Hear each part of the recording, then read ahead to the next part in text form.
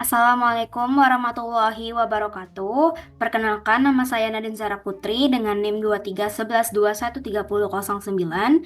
Saya berasal dari jurusan Ilmu Kesehatan Masyarakat, kelas A3, pada mata kuliah Manajemen Bencana dengan dosen pengampu Ibu Nailul Hikmi, SKM MPH. Hari ini saya berkesempatan untuk memaparkan sebuah topik terkait rehabilitasi dan juga rekonstruksi pasca bencana.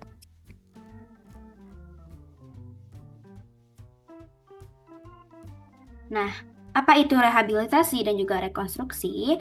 Rehabilitasi itu merupakan pemulihan seluruh aspek pelayanan publik atau masyarakat yang terdampak bencana hingga kondisi memadai dengan fokus normalisasi fungsi layanan masyarakat seperti air bersih, listrik, pendidikan, maupun kesehatan. Sedangkan rekonstruksi itu merupakan pembangunan kembali infrastruktur dan juga kondisi sosial yang rusak akibat bencana dengan fokus tidak hanya memperbaiki namun meningkatkan kualitas untuk mencegah kerusakan di masa depan.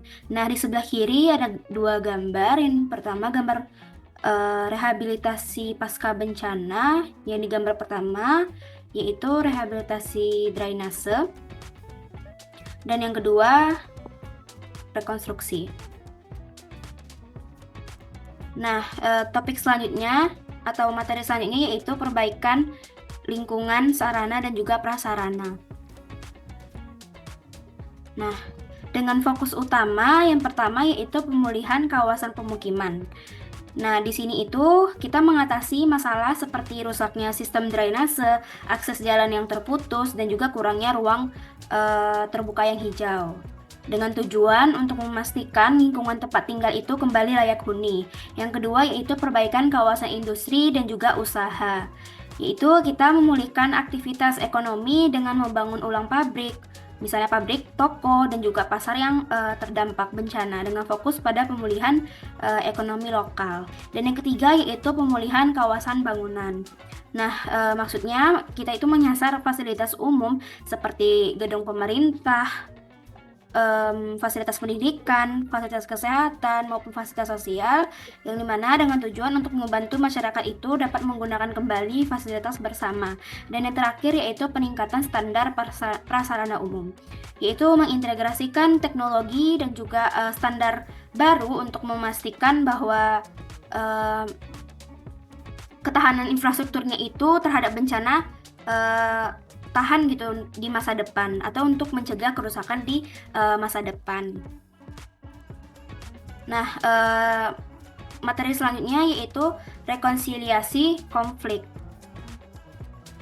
Nah, rekonsiliasi konflik ini ditujukan untuk membantu masyarakat di daerah bencana dan juga rawan konflik sosial untuk menurunkan eskalasi konflik sosial dan juga ketegangan serta memulihkan kondisi sosial kehidupan masyarakat gitu. Atau dengan kata lain, di rekonsiliasi konflik ini berfokus pada memperbaiki interaksi sosial di daerah yang terdampak. Nah, adapun kegiatan dalam rekonsiliasi konflik ini yang pertama yaitu persyaratan keselamatan.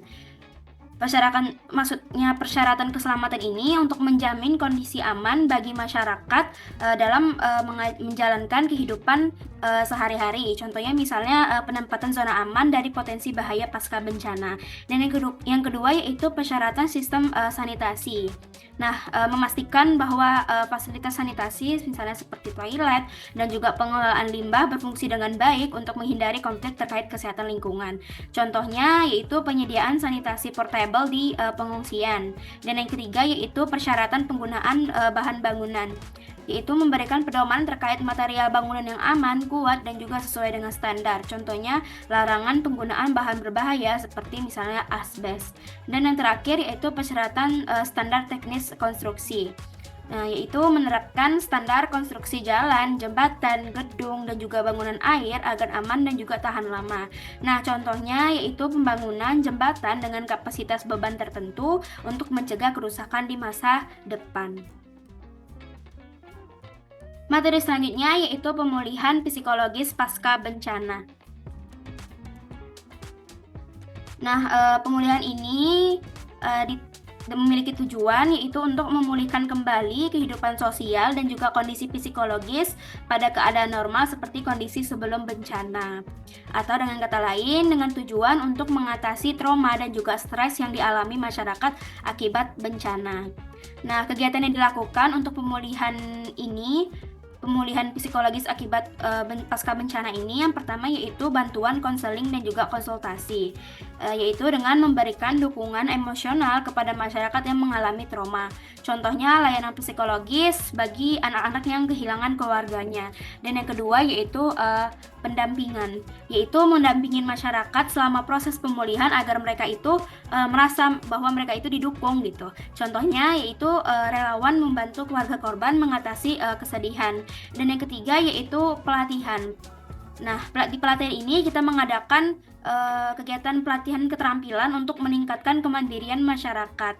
Contohnya pelatihan usaha kecil bagi pengungsi. Dan yang terakhir yaitu kegiatan. Maksudnya kegiatan sosial gitu. Jadi untuk menghidupkan kembali interaksi sosial melalui aktivitas bersama. Misalnya contoh festival atau acara komunitas untuk membangun solidaritas antar masyarakat gitu.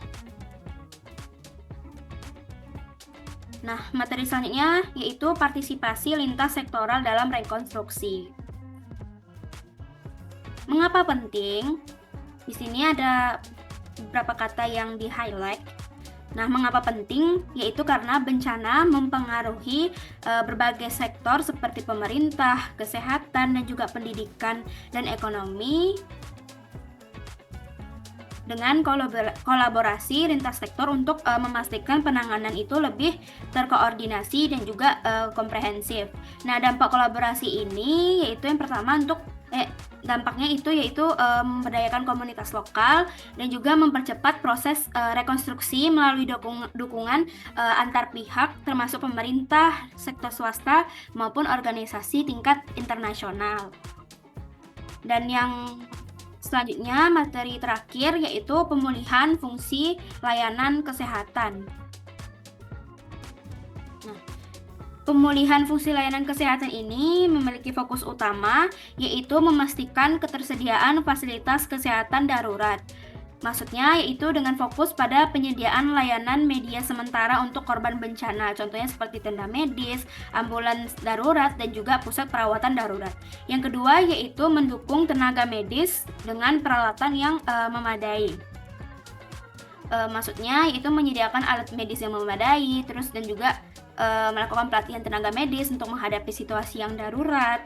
Dan yang terakhir yaitu meningkatkan akses layanan kesehatan. Maksudnya menjamin bahwa korban bencana itu terutama di daerah yang terpencil yang sulit untuk mendapatkan akses layanan yang baik seperti yang di kota-kota gitu, dapat mengakses layanan kesehatan gitu, tidak terhambat mereka. Nah, untuk materi ini daftar pustakanya ada dari Peraturan BNPB nomor 17 tahun 2010 tentang pedoman umum penyelenggaraan rehabilitasi dan juga rekonstruksi pasca bencana. Baik, terima kasih. Mohon maaf apabila ada kesalahan maupun kekurangan.